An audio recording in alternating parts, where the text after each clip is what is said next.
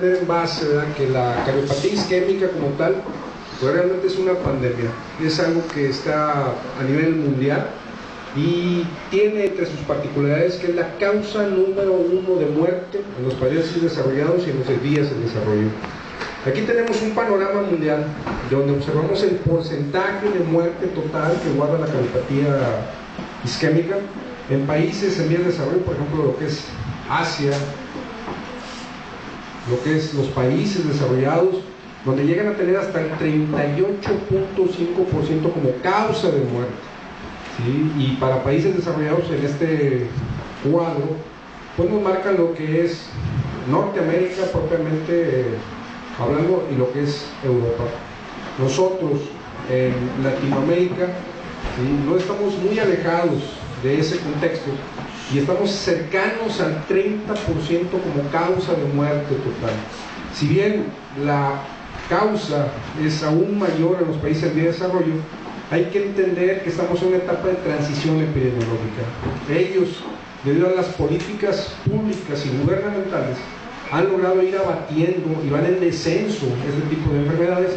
En cambio, nosotros estamos en transición epidemiológica y estamos en ascenso. Y en los años por venir seguramente vamos a llegar probablemente hasta estas cifras. Entonces, basta decir que desde el punto de vista epidemiológico es una enfermedad que reviste tremenda importancia y que seguramente van a estar en contacto con ella independientemente de la especialidad a la que se lleguen a dedicar. Ahora, ¿qué es lo que pasa en el panorama general? Mira, el síndrome isquémico coronario agudo, como tal, es una parte del espectro de la enfermedad cardiovascular o aterosclerosa obstructiva. En la otra parte del extremo, como ustedes saben, tenemos a lo que es la angina crónica o angina estable. En este punto nos vamos a centrar a la parte aguda, a esa descompensación que lleva al paciente a consultar. No es nada importante comentar que genera hasta más de 2 millones de consultas en Estados Unidos, ya sea por angina inestable o por infarto sin elevación del segmento CT o infarto agudo del miocardio con elevación del segmento CT. En nuestro país representa la primera causa de muerte en sujetos de más de 60 años de edad, por encima de las infecciones, cánceres, etc. Y de acuerdo a estas cifras, representó el 10% de la mortalidad total.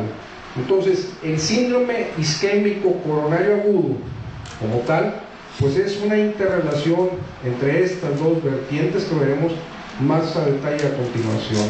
Es la angina inestable o el infarto sin elevación del segmento ST y el infarto agudo del miocardio con elevación del segmento ST, que no trataremos en esta ponencia.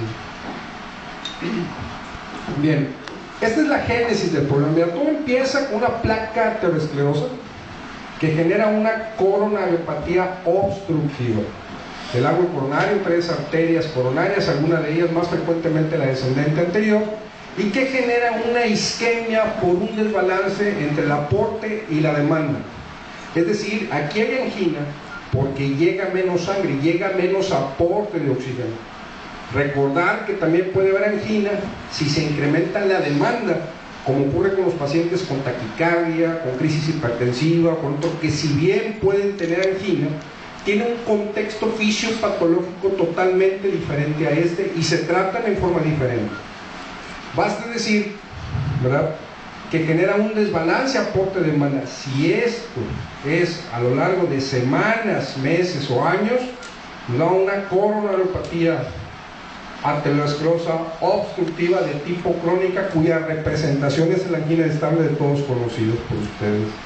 Si por otro lado este desbalance en el aporte ocurre en forma aguda, da lugar a un síndrome isquémico coronario agudo, que tiene dos variantes.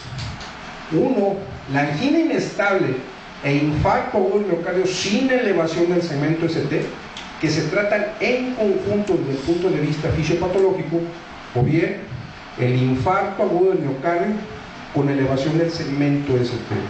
Trataremos de explicar cómo es que hacemos este tipo de diferenciación. Mira, Fisiopatología. Ubicándonos ya en los síndromes isquémicos coronarios agudos y específicamente en la parte de la angina inestable e infarto agudo del segmento, sin elevación del segmento ST, vamos a hacer las siguientes consideraciones. Esa es la génesis del problema. Una placa que tardó décadas en desarrollarse. Sabemos que la aterosclerosis tiene manifestaciones desde la infancia y que viene a manifestarse pues hasta la década de los 40, 50, 60, dependiendo de alteraciones genéticas, ambientales, colesterol, tabaquismo, cosa que no vamos a revisar de momento. Genera la placa y genera una obstrucción, ¿verdad?, a lo que es al vaso in vivo. Ahora bien, partiendo de la placa en sí tiene un evento que lo complica. Las placas se rompen o se erosionan, ¿sí? Son placas aterosclerosas complicadas. Es lo primero que deben de entender. Si están ante una angina estable, lo más probable es que estés contra una placa obstructiva no complicada. Debes de entender que si estás frente a un síndrome isquémico coronario agudo, la génesis es una placa que se complicó, está rota o está erosionada, y eso trae como consecuencia lo que tú ya sabes. Mira, van a exponerse sustancias tromboplásticas subendoteliales. No me meto en detalle a comentarlas, llámese colágeno, llámese factores procoagulantes, que van a traer como consecuencia en la primera etapa la activación, adhesión y agregación de las plaquetas, que son tremendamente importantes para la génesis del trombo que vamos a ver a continuación.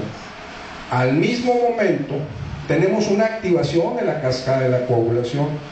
Entonces, en su conjunto, estas dos vías que son totalmente diferentes, altamente complicadas y que son susceptibles de ser manejadas o atacadas desde el punto de vista terapéutico, te conllevan a la formación de un trombo.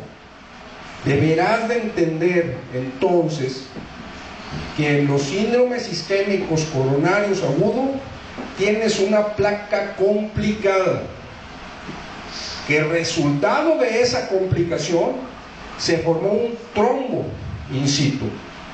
Ese trombo puede ser suboclusivo, y llamamos suboclusivo, como su palabra lo indica, permite aún el paso de sangre.